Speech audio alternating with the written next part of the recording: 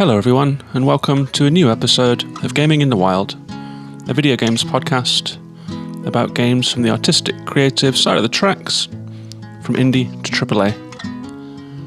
My name's John, I'm your host, and as I'm recording this, it's late on a Saturday night. It's raining outside, it's dark, it's raining heavily, it's torrential, it's a real downpour out there. And I actually love that. I actually love that cozy feeling. I live in the eaves of the roof in the apartment on the top floor of my building. And so when it rains, you can really hear it. And that's something that I've always loved, actually. I've always loved that cozy feeling of being out of the rain when it's pouring down outside. And speaking of cozy stuff, this week's game is probably one of the coziest games out there. It's Life is Strange True Colors, the fifth game in the Life is Strange series. I played it over the Christmas break, so it's been quite a while since I played this game. And I think when I played it, I was scouting around the games that I had missed in 2021. There were a few things that I thought I should have played before the end of the year, just in case they were good enough. They were kind of contenders for the GOTY list, if you know what I mean. There were games that were coming up in those conversations. And there were a couple things like Guardians of the Galaxy, Life is Strange, True Colors, and a couple more that I just played around the holiday season just to check them out, throughout December. So all through that month, there were Games of the Year episodes happening. And while Life is Strange True Colors didn't make it onto my Games of the Year list, it is a game that I'm happy I played, and it got a little muscled out of being on the show just because of the Games of the Year and then straight into the new year when I was playing some interesting indie games to kick things off. But now that the game is coming to Game Pass, it seems like the right time to talk about it. There's going to be a whole load of people playing it now for the first time. It is available for anyone with Game Pass to play as part of their subscription, and I think it is a perfect Game Pass game. So it's a really good time to go and revisit my thoughts on Life is Strange True Colors with it coming to Game Pass, and it will be this week's featured game. And it has been fun to go back to the game and take a look at it, to take a look at the notes that I made at the time. And sometimes hindsight really helps you to get a settled feeling on a game, if you know what I mean. Sometimes you can feel like you really enjoyed something and then it fades from memory so quickly that you realize that it was quite a passing kind of experience. Sometimes you can play something and find that you were focused on flaws in the experience at the time, but then in your memory it can be more of a glowing experience than even you were having at the time. It's a funny thing how looking at something in retrospect can change your experience of it. And I normally podcast about games that I've just played, like the week before. I normally play a game throughout the week, and then at the end of the week, I will spend a couple of hours making notes, getting music together, things like that, and then just talk about it. So it's often not a very settled opinion, if you know what I mean. The podcast is often based on quite recent opinions. So it's interesting for me to go back to a game that I played a few months ago and just see how I feel about it all this time later. But before I talk about Life is Strange True Colors, I would like to mention another game that I've been trying out. Sometimes I want a Switch game that I can just relax with. There's something about the Switch being so light and mobile, you can just kick back on the sofa. You don't have to prop yourself up in front of the big screen and focus all your attention. It's a small screen, and that seems to come with lower stakes somehow.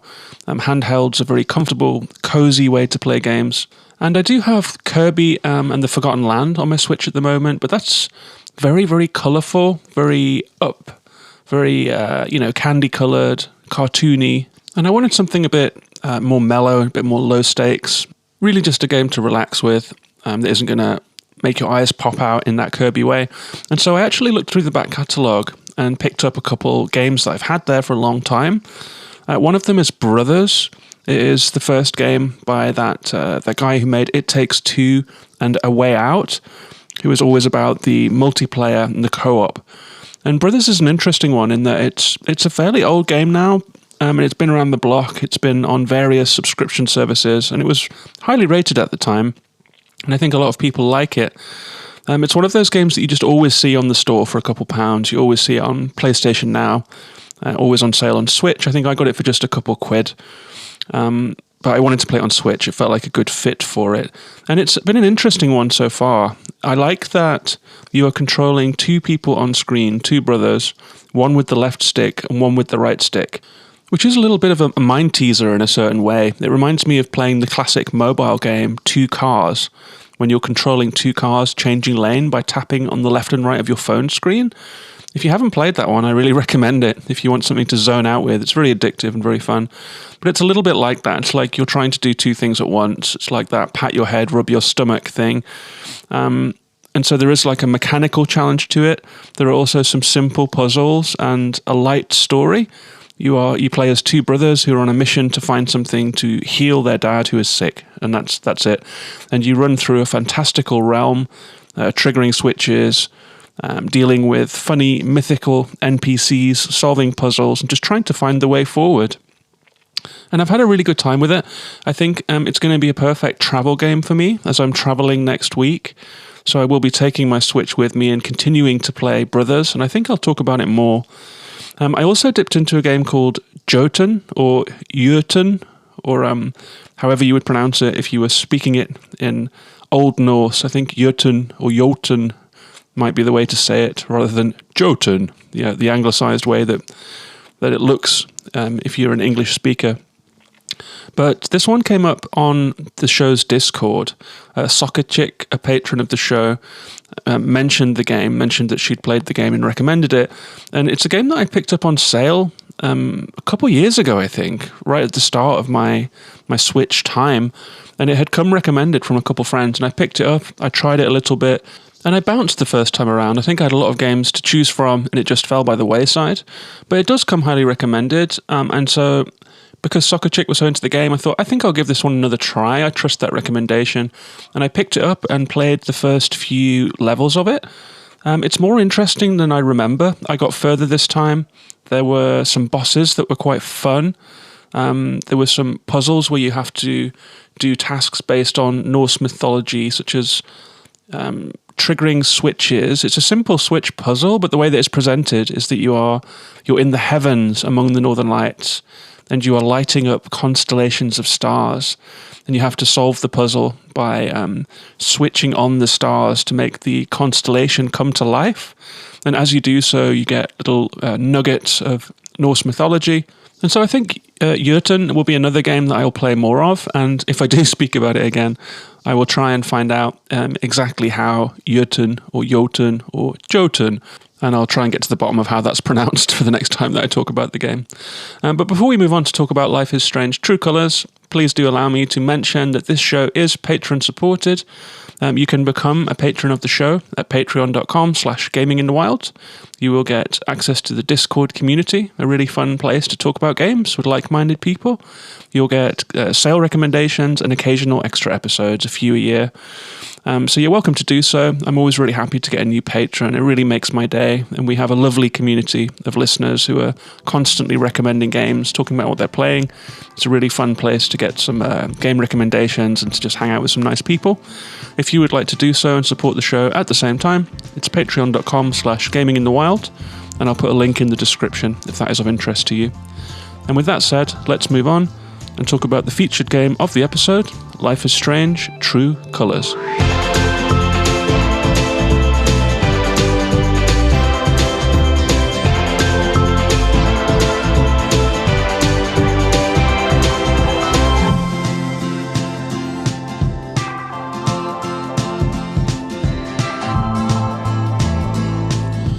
So Life is Strange True Colours is the fifth game in the Life is Strange series. I have played the first one and really enjoyed it. I did a podcast about it, so you can find a podcast about the original Life is Strange in the back catalogue of the show. I have dipped into a little bit of Life is Strange 2, which I didn't find to be quite as fun. There is also a couple of non-mainline titles like Before the Storm, which looks at the characters of the original Life is Strange game. So, although it's the fifth Life is Strange game, True Colours is actually the third mainline game in the series. It was developed by Deck 9 and published by Square Enix, Squeenix, or Square Enix, depending on how you like to say it. I'm going to go for Squeenix. It was released in September 2021 for Windows, PlayStation, Xbox, and Stadia. God bless the Stadia. It was released in November 2021 for Switch. I haven't played the Switch version. I played it on PlayStation 5. So I don't know how it runs on Switch, but Metacritic says that it's about the same as other platforms. If you are going to play on Switch, maybe worth looking into performance. But if you are a Game Pass subscriber, I guess that's probably where you're going to be playing this one as part of your subscription. The game is described as a graphic adventure, which I found really interesting, actually, as graphic adventure is a term that I associate with the point-and-click genre, the Monkey Island and Beneath a Steel Sky kind of vibe. And I don't really think of it in the modern third-person running around kind of game like this one is, because it is a third-person game. You'll be running around from the third-person perspective. You can see your protagonist in shot. But if you think about the gameplay of this, then graphic adventure is probably a pretty good fit. So rather than a point and click, I've written down here in my notes, this is like a walk and click game. You're not pointing and clicking on the screen, but you are just walking around in an environment and clicking on stuff to get objects, have conversations, or solve puzzles. And so I think it does share a little bit of heritage with the point-and-click genre, and it was interesting to see it described as a graphic adventure. I hadn't thought of the game that way before. Metacritic has this one at around the 80% mark across all of the formats. It's a few percent more or less on different formats, but 8 out of 10 was pretty much the critics' response to this one. How Long to Beat has it at 10 hours to complete the story, and completionists can apparently stretch it out to 13 hours. Although I think it's a pretty linear game, actually, and I think most people will be having more like a film watching experience when they watch this game. It's not a game that is rich and deep in gameplay or systems. It's a narrative experience, and so perhaps there are a couple of tucked away secrets or an alternate ending that you can get to stretch out the game. But I think most people are probably going to have that 10-hour experience that I had. It's also split into 5 2-hour episodes, which is interesting. I mean, Life is Strange, the original few games were published episodically, like Kentucky Route Zero, and so you'd get a 2-hour episode, and then you'd have to wait for 6 months, and then you'd get the next episode. Whereas this is the first game that's been released as a whole, and it's interesting that they did that for it. Maybe it's to do with, with it being Life is Strange, and with it being Square Enix, maybe the attitude towards episodic games has changed over time. It does seem like something that was at one point fashionable and is no longer. And so perhaps releasing all of the episodes compiled so that you can now binge watch this game or binge play it is more in line with what people want now. I certainly much prefer this kind of approach. I think if a game's coming out episodically, there's so much going on in between in that few months that by the time the next episode comes around, I'll have forgotten what was in the last episode, and I'll need to relearn what the buttons do, and it's just a bit annoying. It's a little bit like watching a Netflix show and having to wait for the next episode and then forgetting what happened in the last one. I mean, that happens to me. It's like I don't give my full attention in a way to watching those kind of shows, and so binge watching something just feels better. You can follow the whole narrative, and this game allows for that. So it's nice to play as episodes. You can play it across the course of a couple of weeks or a week if you feel like playing it every night or something.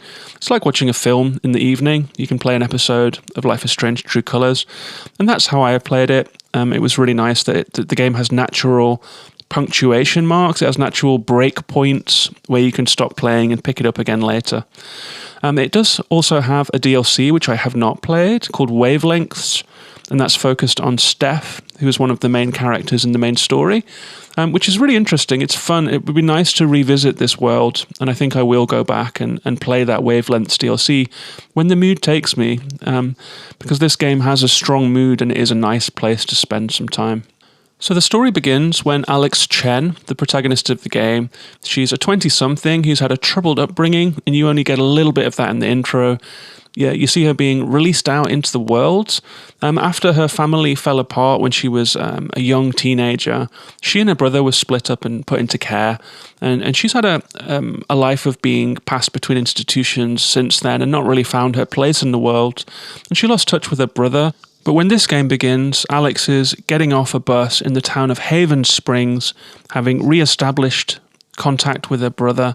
They've been missing each other, they've been thinking about each other constantly, and they've been looking forward to this day when they could reconnect and start their life again after all of the things that went wrong for them as children.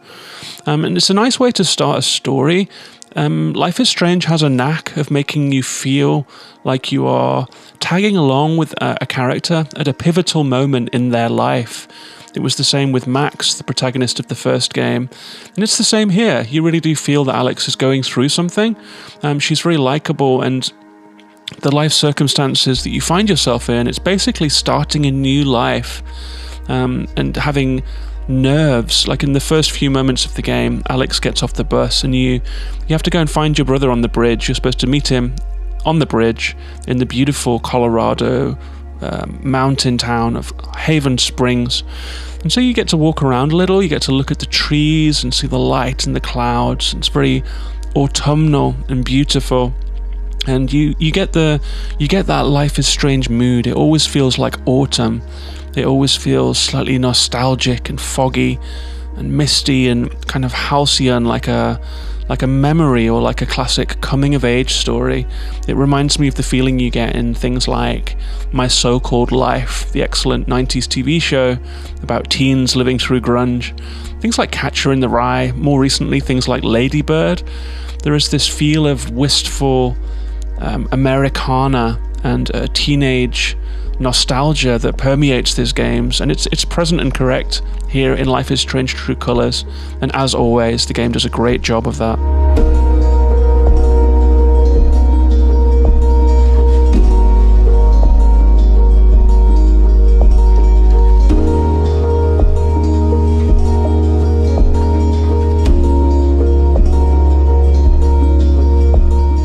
And when you meet Gabe, your brother, on the bridge in Haven Springs, start this new life that Alex has laid out before her, we get the first glimpse of something that's special about Alex. Alex has an emotional sensitivity. She is an empath. In the game, this is a real-life trait that people have, but in the game it's presented as a superpower. So Alex can not only pick up on the emotions of the people around her, but she has a kind of emotional synesthesia where she'll see emotions as color, and she'll even start to feel them in her own body. So she picks up on the moods and the intentions and the internal states of the people that are around her. She'll see them as color, she'll feel them herself. They all take over, they can take over her to some degree. And if that's, satisfaction or fondness or warmth or love, then that can be really powerful for her in a positive way.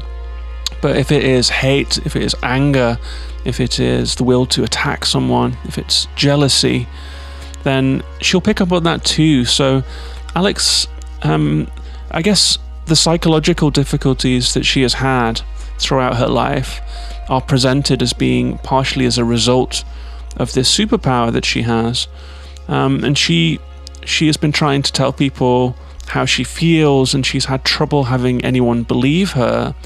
And so it's an interesting conversation that she has to have with Gabe, her brother, at the start of the game. And I really liked how nervous Alex was in those first few moments. She has some trepidation about meeting the brother that she hasn't seen for such a long time, and about starting this new life, about striking out, about graduating from all of the traumatic and difficult things that she's been through, and reacclimatizing into society and finding new friends. And you really do feel for Alex in these opening moments, and I think that's a testament to some good writing, that you really do feel like you are along for the ride with Alex and you want her to succeed. And you start to empathize with the difficulties that she's going through as the player. And I love games like that. I love it where the protagonist is a strong character, a sympathetic character, a character that feels like they have a real emotional world of their own. And because of that empath ability that Alex has, emotion is a key part of this game, even in the gameplay. So as well as being an emotional story of Alex's life, because Alex can see and respond to other people's emotions, she gets insight into what they are thinking or feeling. She can almost see what they're going to do before they do it. She can see if people are hiding things. And this starts to become a gameplay element too. You see the aura of someone's emotion around them if they are feeling something strongly. Wow, the neighborhood cat is really meowing in the background. Sorry if you're picking that up on the podcast. But yeah, it's a game that is based around emotion, both narrative and in gameplay elements. And I enjoy the way that the emotion is built into the game. I'm not going to go into too many details about how it's incorporated into the game, because I think it's actually a really fun part of this game is discovering how Alex sees emotion, how she can work with that in different degrees to diffuse it, to maximize it, to absorb it. There's different stuff going on. So I'm not going to go into all those mechanics specifically, but it is pretty well integrated. It's a nice idea. And I appreciated that being the core of the game. It was interesting, and it's not something that I've seen before. It's nice that it resonates with how we interact as people in real life, and picking up on and seeing other people's emotions in that way. It's different to the abilities that Max had in the first game, but it's similar enough that it gives the same feel in a way that I think Life is Strange fans and players will like. Another star of the show in this game, as well as Alex, who is just such a good protagonist. I'm really fond of Alex. I have good memories of playing as Alex. It's the town itself. Haven Springs is a beautiful, picturesque place. It's a Colorado town. It's in the mountains, in a valley between mountains. So anywhere that you look when you're outside, when you're walking around the town between stores and between NPCs and doing those little tasks that Life is Strange games entail, you'll always see a vista. You'll always see snow-topped mountains and trees receding into the distance. There's a lake that you can walk to. It's a really, really beautiful little town. It has a high street where most of the game takes place. It seems like perhaps if this were a real town, it would be a beauty spot. It would be somewhere where people come to visit, because there is a famous bar there where the locals and other people hang out. There is a beautiful flower shop. There is a record store. It reminds me a little bit of the town in The Artful Escape, if you've played that one. It is rural, but it's also got a little bit of a hipster feel to it. So it's a nice mixture of being a far-flung countryside town in a beautiful place, but also having some culture and having a bit of a pulse to the local life. So it's a nice place to explore. It's beautiful looking. I really enjoyed the clouds and the light and the look of the town. The architecture was interesting, and the colours. It's got a nice Wes Anderson-y feel to the whole thing. It's nicely designed and it's nice to look at. I liked seeing people in the bar. I liked Alex's apartment, which has lots of things in it to look at, like musical instruments, records, books, photos, all of those things that you look at when you're in a Life is Strange game, because it is really a game about slow storytelling and attention to detail and context. And I really like that. So if you're in an apartment in most games, there's maybe a computer you can look at to save or to do something else. There is two things to look at, and then you go out of the apartment and into the street, and that's it. It served its purpose in the game.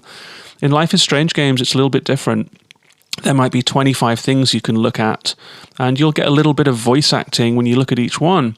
So if you see a photo of your brother Gabe as Alex in the time that you didn't know him, then maybe she'll pick it up and look at the photo and say, I wish I'd known him at this time, like we were going through the same thing, just so far apart. And you'll get all of these little bites of thoughts and context about Gabe, about Alex, about other NPCs, and about the town. Like in the bar, where Alex will end up spending a lot of time, you can look at the history of the town on the walls. There will be pinned up newspaper articles. There will be artifacts from local sports derbies or from local disasters or news stories. And so a big part of Life is Strange games for me is just really floating through the world at a very relaxed pace and allowing this world to flesh itself out by looking at everything, not rushing through the story, but just really taking your time to bathe in the world that the game is making for you, and to allow it all to soak in and to try and mount up to some sense of being somewhere else in a really interesting way.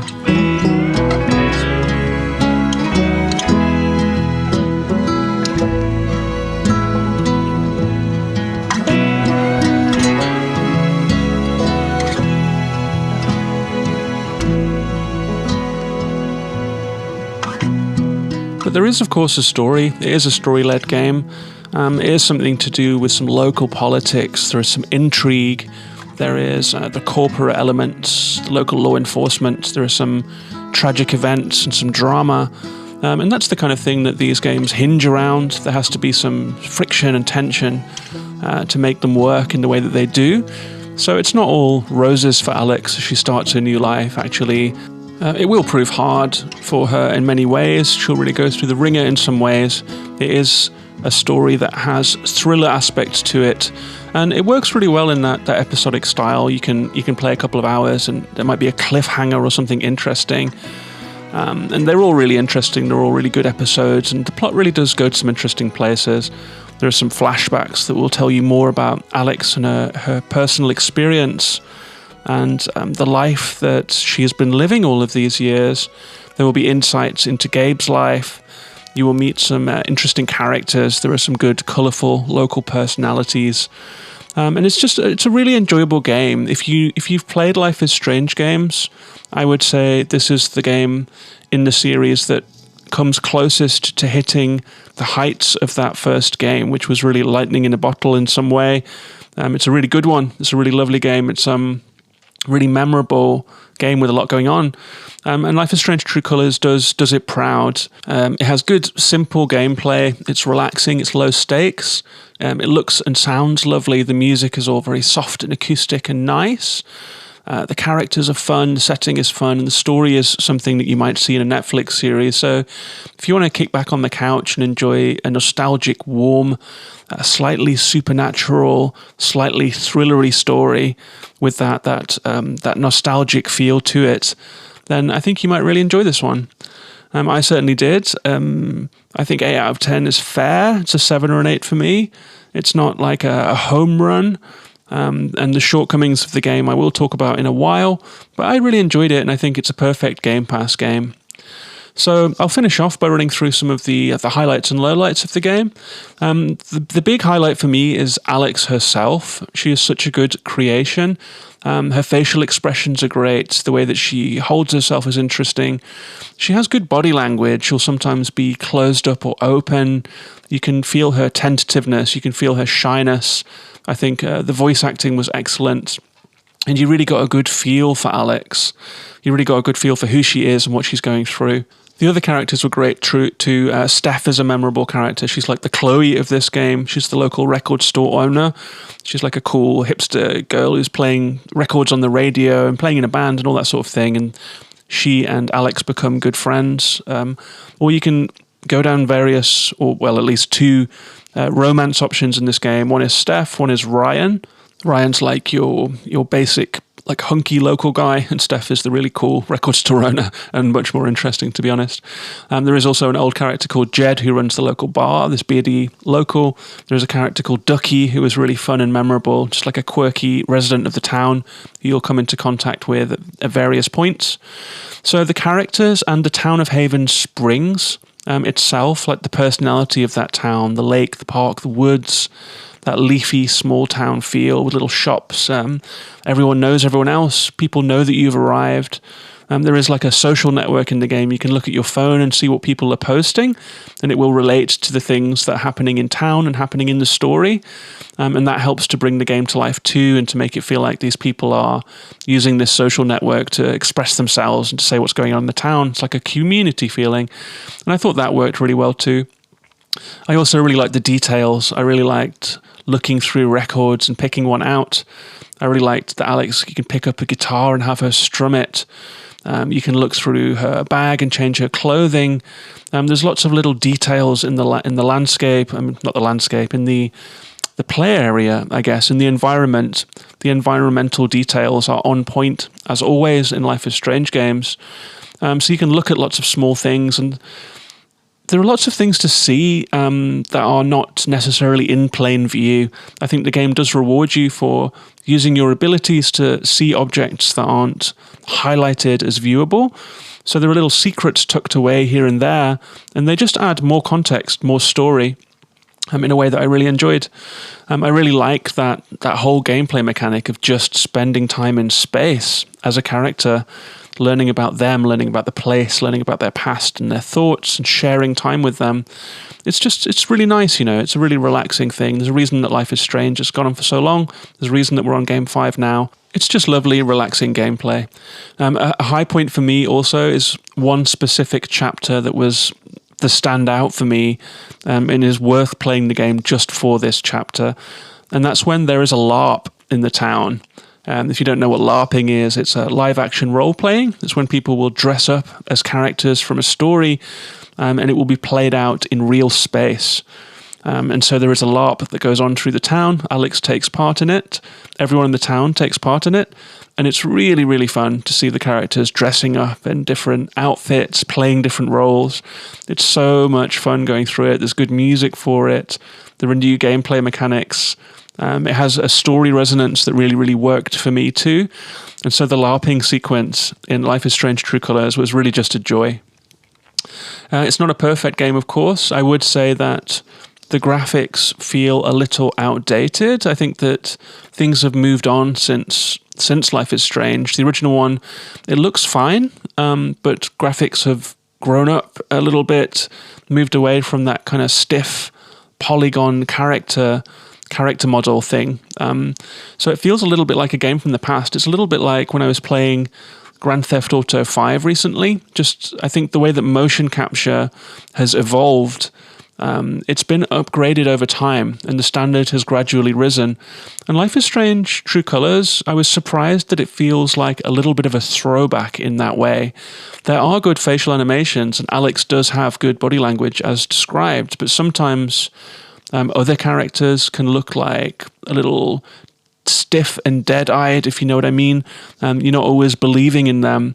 It's close to the line of being able to believe in them sometimes from a visual point of view.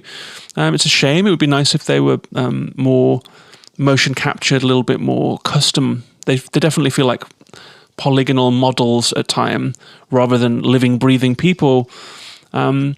You also see that when you see animals in the game. They look really silly and like they're from an old PlayStation game from PS3 or something.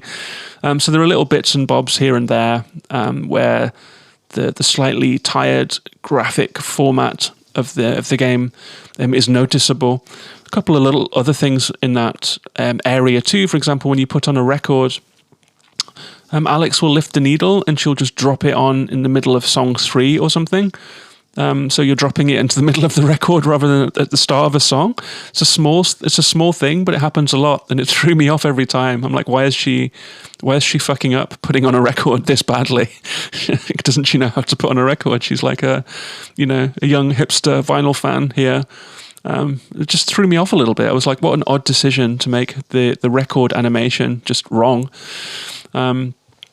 There are a few technical things. There is a weird flicker between shots, especially between gameplay and cutscenes.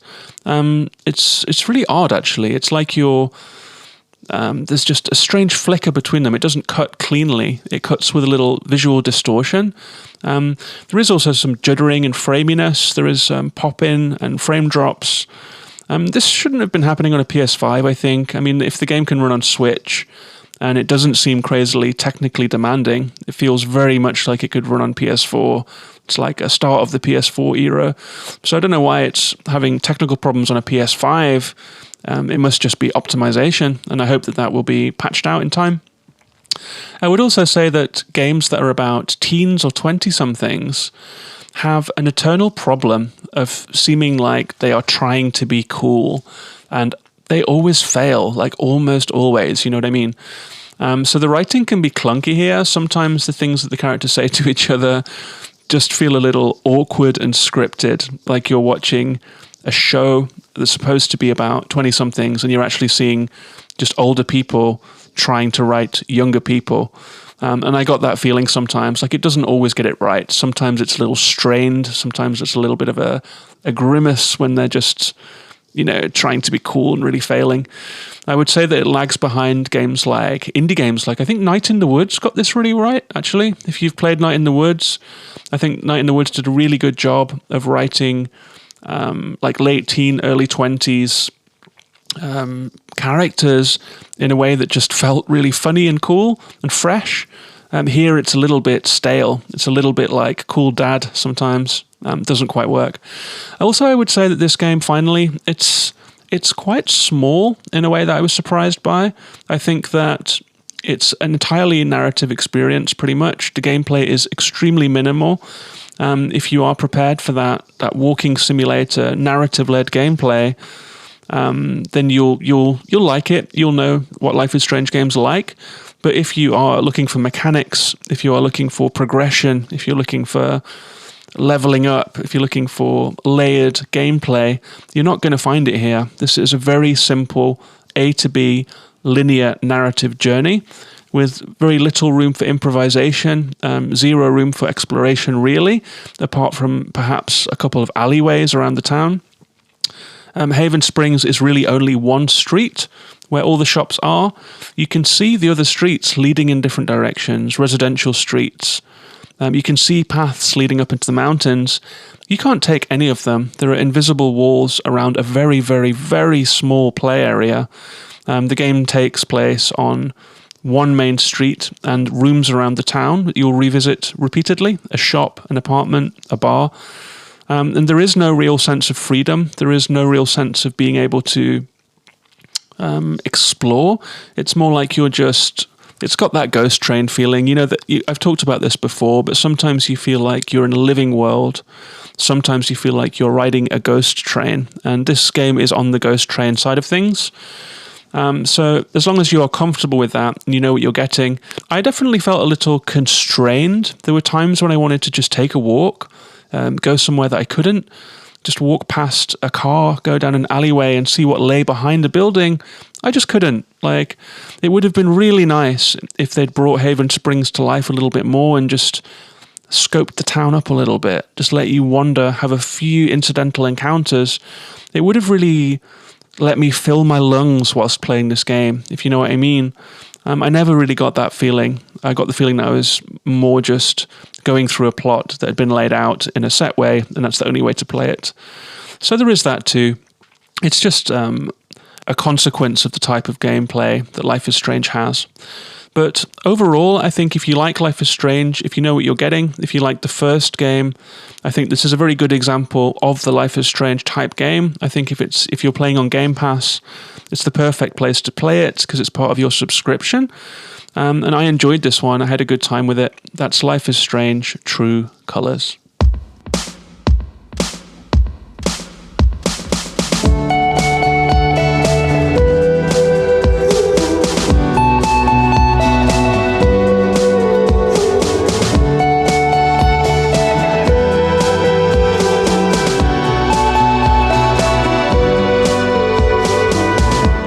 So that was Life is Strange True Colors. I hope you enjoyed hearing about it.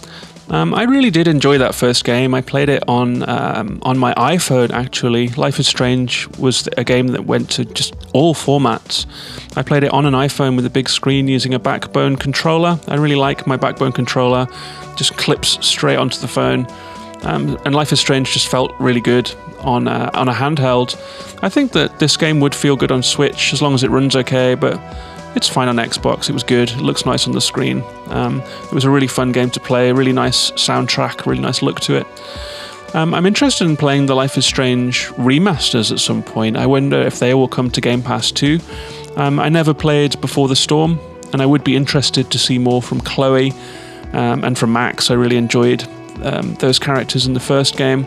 So that's our episode. Thank you very much for listening. I would love to hear what you think of Life is Strange True Colors. If you've played the remasters, please tell me if they are good or not. Tell me what you think of the Life is Strange gameplay. Tell me what you think of the series. I'm on Twitter at Gaming in the Wild, and I would love to hear from you. I'm also on Instagram, Facebook, and YouTube. The show is at Gaming in the Wild and all of those things. You are also welcome, of course, to come and support the show on Patreon. I would like to say thanks to Brad, a recent Patreon subscriber. Thanks, Brad, for joining the gang. Nice to see you in the Discord. If you would like to join us, come to patreon.com/gaminginthewild. I'll put a link in the description if you'd like to support the show. I'd appreciate that a lot. I also always appreciate a star rating on Spotify or a review on Apple Podcasts. And I just love hearing from people. I also have an email, actually. I never mentioned that. It's johnisgaminginthewild@gmail.com if you want to send me any feedback. I'll be back next week with a new episode. I'll be recording on the road from my holidays in the UK. Maybe it'll be Brothers, maybe it'll be Jotun, maybe it'll be something else completely. But that's it for this week.